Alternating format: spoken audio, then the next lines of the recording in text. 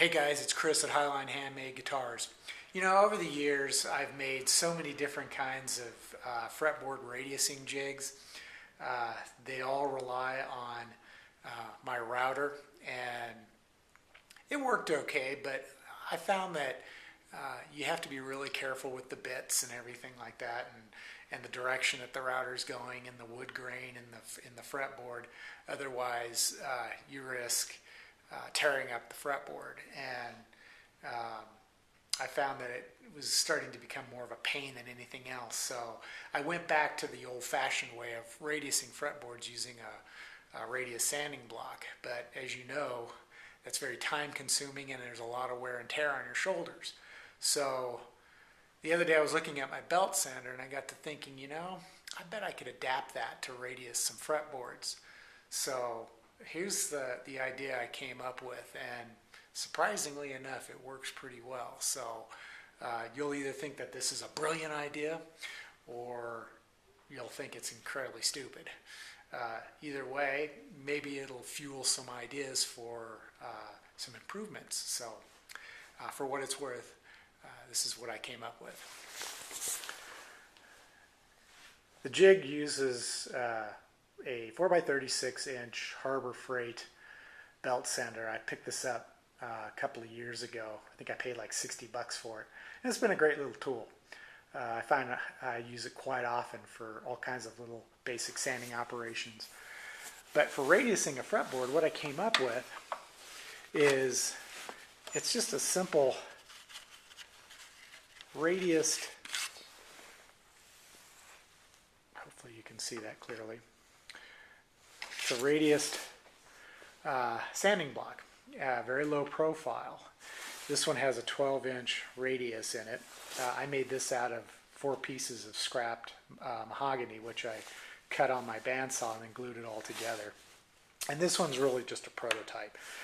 Down the road, if I decide that this is a viable method, I may make some new blocks out of maple, and I'll do like a 9.5, a 10, a 12, a 14, a 16, and possibly even a 20-inch. But the way it works is it just slides, if I can get this, just slides underneath the belt. And by itself, it stays in place pretty well. However, just for insurance, I've got a couple of ceramic magnets stuck down onto the bed of the sander, and that just keeps it from sliding forward. But I found that it stays pretty well in place even when I'm sanding. So, and I just lock down the belt, and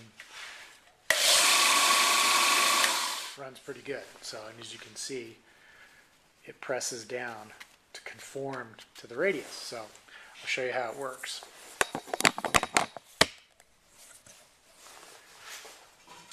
Right now I'm in the process of radiusing a rosewood fretboard. This one's already been slotted. The jig definitely takes less time to radius a fretboard, but it's not as fast as when I was using a router-based jig. But it takes so much less wear and tear on my shoulders and arms that it's pretty easy to do. So here's how it works.